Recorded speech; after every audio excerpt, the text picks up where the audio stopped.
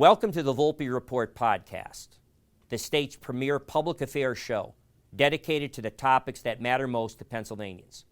I'm your host, Chuck Volpe. Join us now as we speak to this week's guest. The following half-hour show is a paid political program and is not endorsed by this station, management, or staff. The following program is sponsored by Excalibur Insurance Management Services. We welcome to today's show the Republican nominee for United States Congress in the 8th Congressional District, one Rob Bresnahan, who will take on six-term incumbent Democratic Congressman Matt Cartwright. Rob was born in Kingston and raised in Wyoming Borough in Hughestown. As a young boy, Rob grew up in the family business, Kuharchak Construction, which were electrical contractors, which was a union shop affiliated with IBEW. Rob would sweep the floors. He learned how to wire junction boxes and other duties. Rob has a strong work ethic, forged by getting up at 4 a.m. to plow snow for his neighbors, then off to school, followed by hockey practice, then off to help his mom at the family's bowling alley. Rob went on to earn his bachelor's degree from the University of Scranton, and while in school, at the age of 19, he became the chief financial officer of his grandfather's business, one Kuharchak Construction. Rob's a fifth-generation Northeastern Pennsylvanian, an accomplished businessman, college athlete, former chairman of the Joint Apprentice Training Committee, and trustee for the Health, Wellness, and Annuity for the IBEW 163 local union shop. Rob's also a community philanthropist and is completely dedicated to facing challenges and solving problems.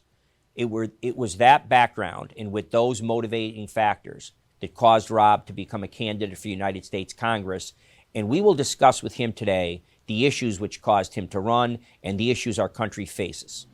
This is the Volpe Report, a weekly news and political interview show examining the latest local, state, and national issues with Chuck Volpe. Insightful, informative, controversial, the area's premier political talk show, the Volpe Report. Rob, welcome to the Volpe Report. Thanks for having me. Well, for my audience's benefit, they've already heard your credentials and your qualifications, which are excellent. But you actually did a Volpe Report. It's not your first time. It's your first time in studio, but you were at our Christmas party in New York, and that was the first introduction you had to the voters of this congressional district and the voters of Northeast and Central Pennsylvania. So we're glad to have you actually back. We had talked that night about in-studio stuff, and here you are. So welcome. Thank you. And that was my first on-air interview, actually, as a candidate for Congress. So Wow. It was super exciting. Wow. Well, you know, like they say, I heard this referenced a couple times in different contexts, but they refer to whether it's in basketball or football, your rookie year. You're a rookie. And but they also point out in many cases, near the end or part of the season, past midseason, at some point that's really kind of not appropriate. You're not a rookie anymore. We've certainly learned a lot. Yeah. And it's been a really exciting, humbling journey. And you know what? Listen, if you run for the right reasons, because you love your country, you love the people, and you love Northeastern Pennsylvania, you know, if you speak authentically from the heart and you tell the tale of what is true and what is false, it makes it incredibly easy. So it doesn't matter if you're in month number 9 or month number 1. If you speak from the heart and you're true to yourself, it is what it is. Talk a little bit about your upbringing and the values that were instilled in you by your family, because right now in America, if this is probably 6 or 8 or 10 years ago, we all kind of had a general consensus on most of what I'll say are American values, and that's not true anymore. We have issues. There are strong moral issues, fights about whether, for example, biological males should be competing with women in sports. And the radical Democrats, the Biden administration, Kamala Harris, has put together language in Title IX. They're going to allow males in women's locker rooms, biological males who are, saying they're women. So, that was an issue. Of course, critical race theory has raised its head, and Black Lives Matter and the George Floyd thing, and defund the police. And so there were those issues. And, so we're confronted. I'll have to quote a Democratic president right now, who's one of my heroes. And by the way, his nephew, Bobby Kennedy Jr., who's been on this show, said that his uncle, John F. Kennedy, and his father, Bobby Kennedy, would not recognize the Democratic Party today. And but he said, in one of his great speeches about the Civil Rights Act, that we are confronted primarily with the moral issue.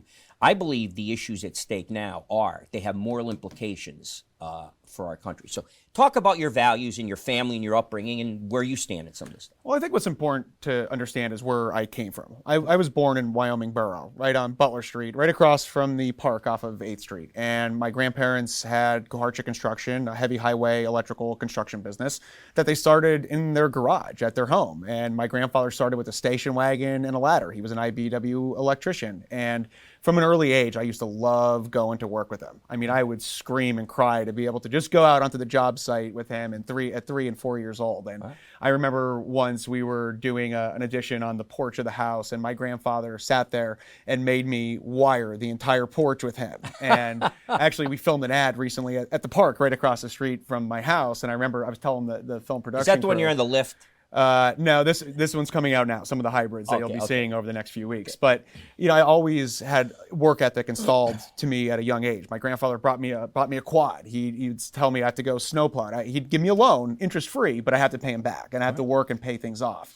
And I grew up in a really modest, middle class, normal upbringing. I mean, I had parents. I mean, my grandparents. My dad developed film. My mom would do bowling birthday parties over at Modern Lanes, and my entire life, that's how it was. I used to play street hockey. I mean, it was I was blessed with incredible educational opportunities, but I also learned a lot about life and how to be a person from my days on Butler Street in Wyoming. And my grandfather would take me to the warehouse. He would prop me up in the corner with a big pile of copper wire and be like, strip this wire, make sure you strip it away from yourself. And I'd come home covered in probably silica and dust. And my mom would be like, what did you do today? And that's just how I was always raised. I mean, there's some ads that we actually released. My mom filmed of me on some heavy equipment, on rollers, on skid steers, on bags. And I always say I speak bulldozer because that's how I was brought up. Always on the construction site, and I always planned on getting into the family business. My grandmother had told me that they would sell me the company after I got a 4-year college degree from University of her acceptance. But after 2008 happened, we got totally clobbered by the financial downturn. The surety companies, the banks, the bonding, all wanted to make sure. And we went from first generation to third generation. So they wanted there to be a clear-cut succession plan. And that's with some suggestions of our financial partners to say, hey, we have to put something in place here.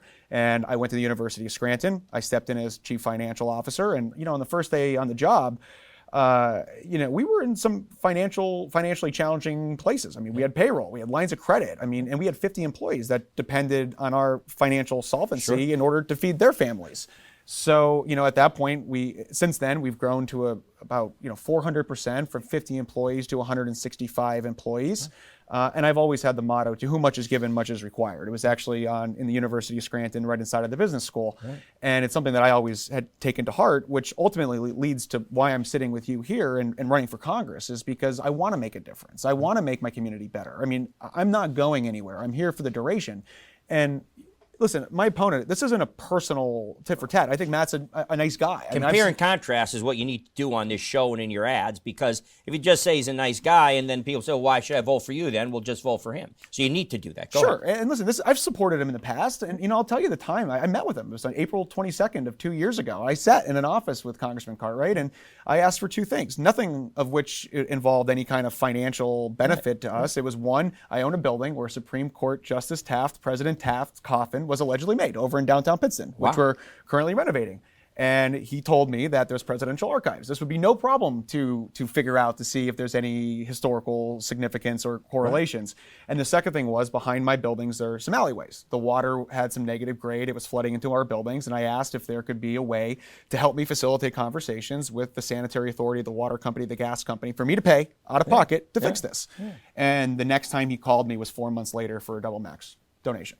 And I had a problem with that. And I tell this story. And listen, my problem is when you vote with Joe Biden nearly 100% of the time, and you're with AOC 96% of the time, and Nancy Pelosi 97% of the time, you cannot come back to northeastern Pennsylvania and say, hey, I represent you. Because this is not San Francisco. This is northeastern Pennsylvania. And there is a vast difference between the ideologies and the values of each different location. Right. Well, you've done a wonderful segue into intertwining your background, which I think is important. If people get a feeling for your values, your work ethic, one of the issues always in public campaigns is, and I believe makes incumbents sometimes vulnerable. Like, have you actually created a job? Have you met a payroll? Have you provided health care for employees? Have you done those things? Have you balanced the budget? Unlike the federal government, which just prints money and creates trillions and trillions in more deficits that our great-grandchildren, mine, are going to pay. Beside that, do you have any real-life experience? Do you learn to live in a family household or in a business setting as a CFO of a family company? I know personally about this. And again, there's no safety net there. If your expenditures exceed your revenues, you go bankrupt and you lay a whole bunch of people off. So, you come from back to a work ethic in a moral background of what's right and how to do things and what's not right.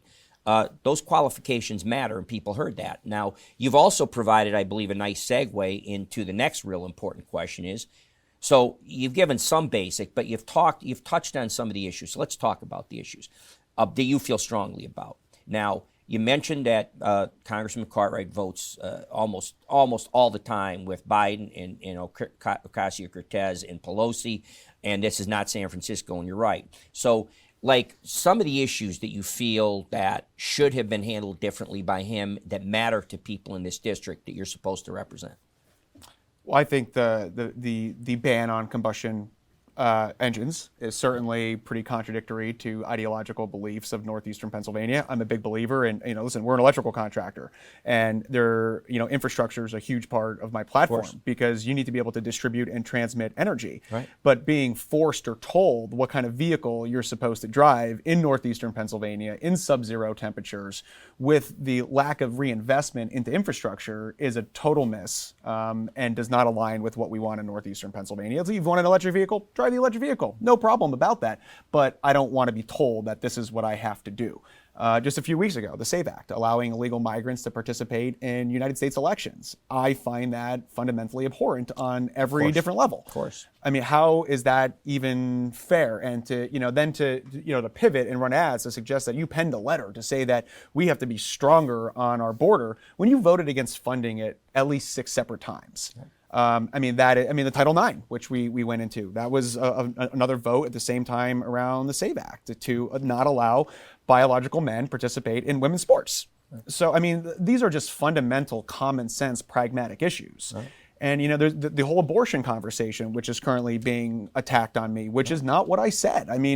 Listen, here's the deal. You have to be empathetic. You have to be understanding. But I said multiple times that I would not support a national ban on abortion. And and Republicans try to, flamingo or stick their head in the sand on this. Right. I have no problem being forthright and standing and saying what I truly believe about it. I believe in your standard exceptions, rape, incest, life of the mothers. And I believe there's a pragmatic solution and there's a comprehensive solution in the middle that we can all agree on. No one is suggesting that we should have abortions at 9 months, but at the same time, we have to understand where certain women are coming from, and we need to be understanding to what they're going through.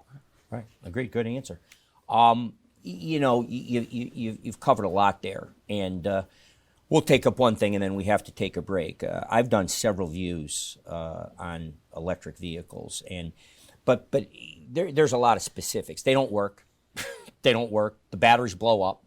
Their capacity that they claim, they run commercials, 280 miles, 300 miles of range, when in fact, if the temperatures, except for optimum range, they perform very poorly. The range is, in the wintertime, the range is half that.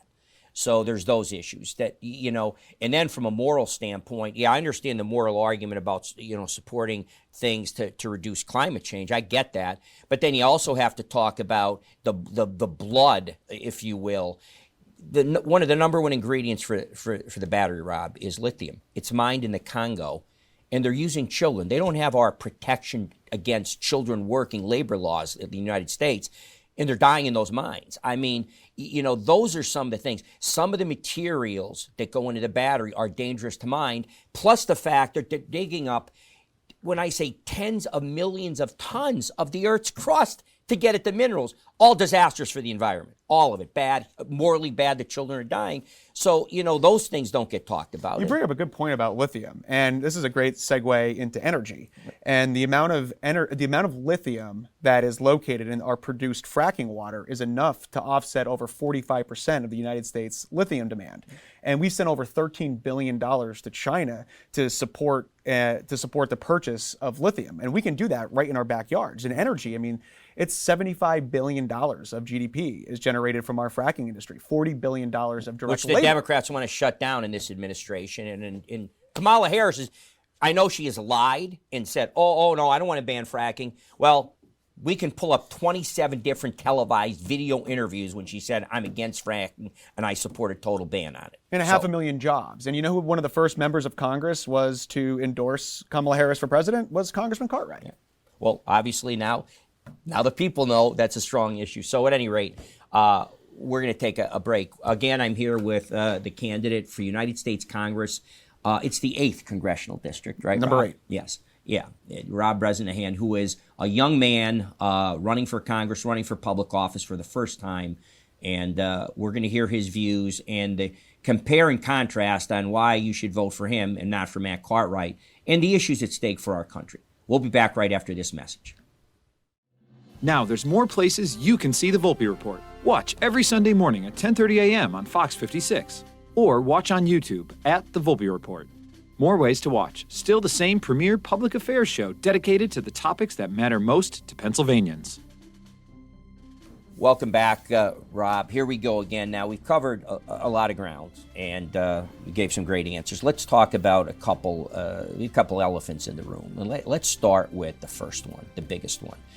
A long time ago, one of the top political gurus, ironically, of the Democratic Party, James Carville, had said back in the 92 election, it's the economy, stupid. And, people, in my experience, now that I'm an old guy, people, they pay attention to issues that don't affect them directly in times of peace and prosperity, basically. Things are good. They can pay their mortgage, they pay their car, pay for their kids' school, they can afford their groceries, they can pay their heat bill. So everything's kind of cool. And thankfully, we all go through those periods where we have those times. And then you focus on things like we talked about, the abortion issue and some of the other issues. You have a chance to focus on those, what I'll call secondary issues. But when people are hurting, when they can't afford their groceries, they can't afford to pay their heat bill in the winter, and they're forced with heat or eat. You have families with children turning down the thermostat to lessen their energy bill cost so they can afford more groceries at the store. Groceries are up 22%. Gasoline that they put in their car has been up as much as 50%. So you can't afford gas, you can't afford your heat bill, you can't afford energy, you can't afford groceries.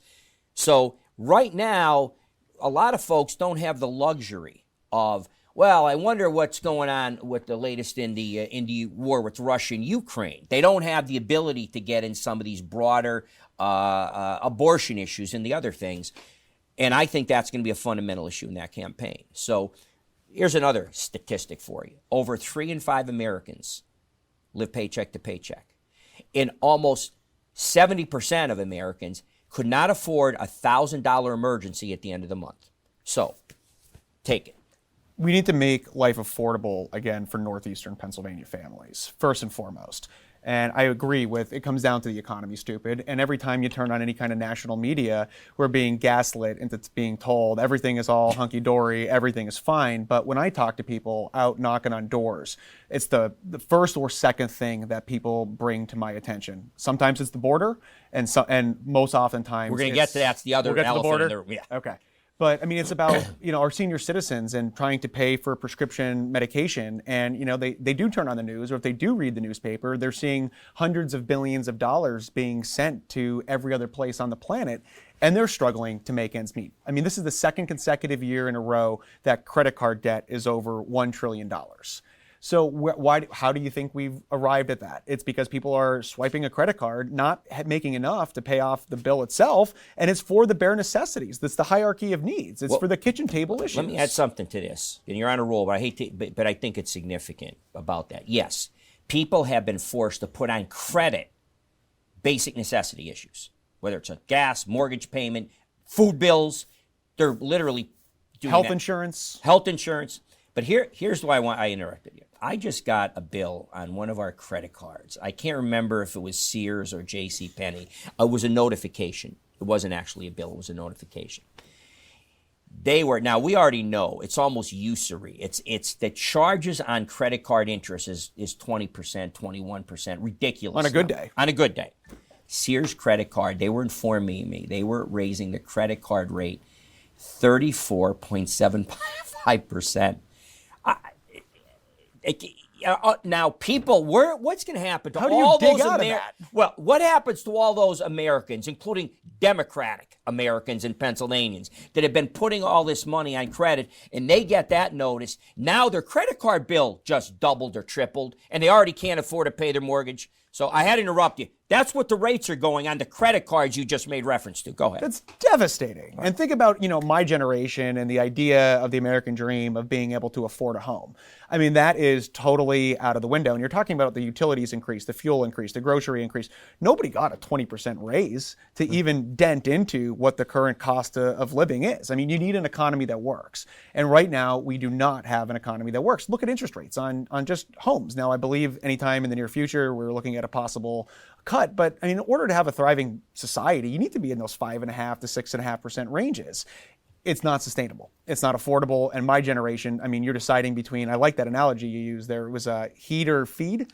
Heat or eat. Heat or eat. I mean, that's what many of our senior citizens and families, working families with multiple kids, talk about childcare and daycare services and education and just the necessities to exist. I mean, that's a big motivating. I'm a fiscal conservative. Yeah. First and foremost, I hate waste, fraud, You're and abuse. a business owner, and you have to balance a budget and meet payroll like me. So you're almost required to be a fiscal conservative. And that was a big part of my job when I came in as chief financial officer. We would sell 3 trucks to be able to afford one. And that's how we had to rebuild the company. I mean, not essentially from the ground up, but we really had to retool how we were doing things. I'm a real estate developer in downtown Pittston. We took over some buildings. It was a condemned, unfit for human occupancy building.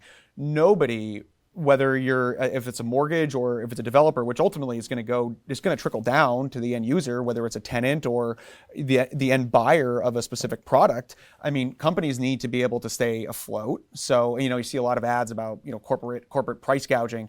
How do you offset a 300% increase on copper wire over a 4-year span? You don't. And that's ultimately like the end user is the consumer. That's us, the American citizen. But what's really infuriating is when you're spending $860 billion a year on debt service, with national debt now at $35 trillion, which is more than the defense budget. Right.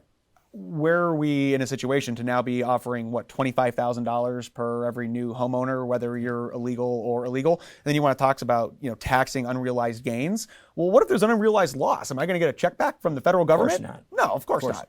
Yeah, it's just the movement of the National Democratic Party into socialist Marxism. It's just, that's what it is. And what we didn't talk about, and bears mention, is how did we get into this fix of inflation disaster with what's going on?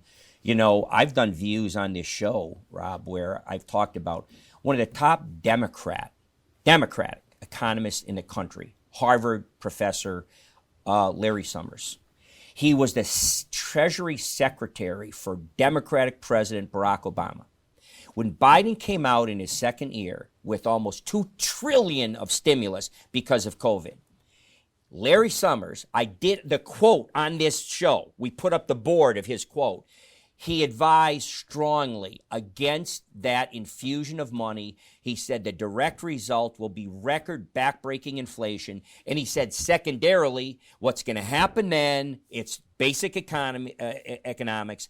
The Fed is going to raise interest rates, which will kick us into a recession. Well, welcome to 2024. So I think it's appropriate to talk about, we identified the significant problem with inflation and what's hurting people without talking about who caused the inflation. So, well, I think you have to look. It doesn't matter. We have to look at how to solve it. We got to stop the bleeding. Right. You got to get the tourniquet, and it comes down to fiscal policy. And you can't keep spending money that we don't have. Yeah. And I think people say, "What bills are you going to introduce?" It's like, well, I don't think that's the solution. More legislation, I don't think is exactly the answer. It's getting a rein on the bureaucracies, and it's stop hemorrhaging cash that we clearly don't have, and start paying down the national debt, because that terrifies people. The average American is over $100,000 in debt based off of the $35 trillion level. Right. And there's so many different ways in this country that the United States can make money. Right. And infrastructure is an incredible way to reinvest. And it's not just your roads and bridges. We were talking about traffic cones and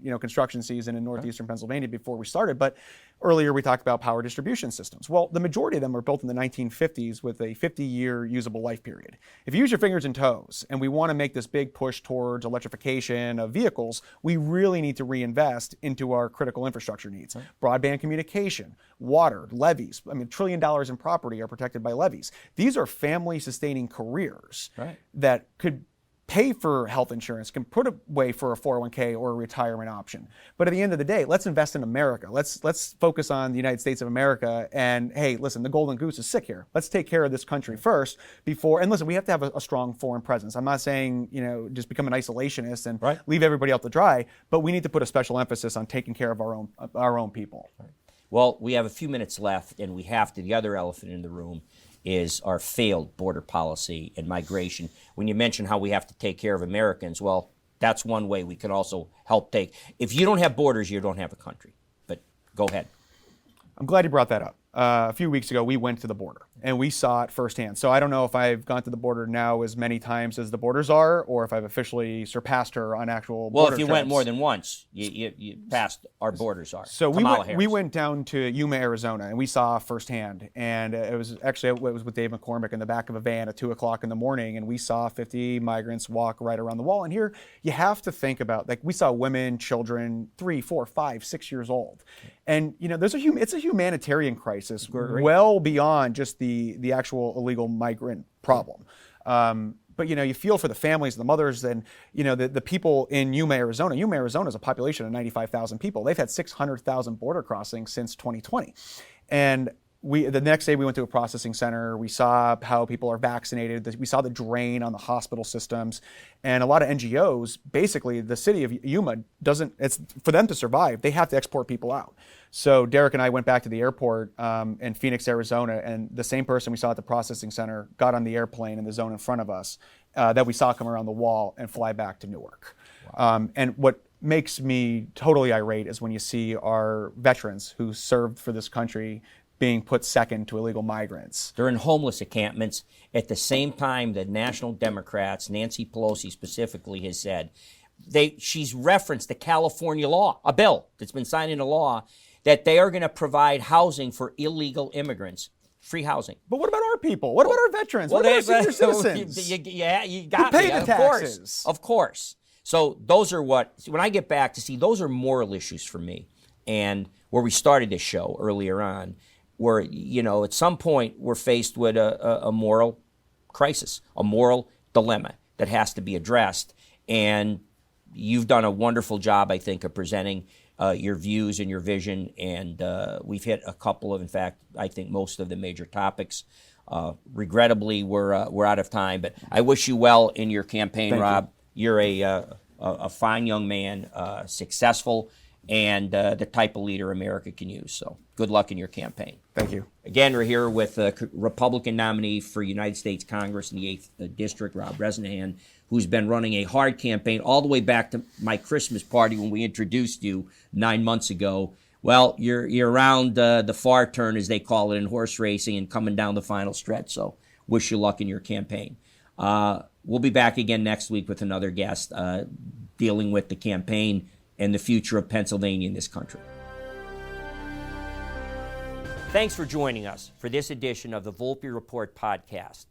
Be sure to visit our YouTube and Facebook pages for upcoming episodes. You can catch up on the Volpe Report podcast on your favorite podcast provider.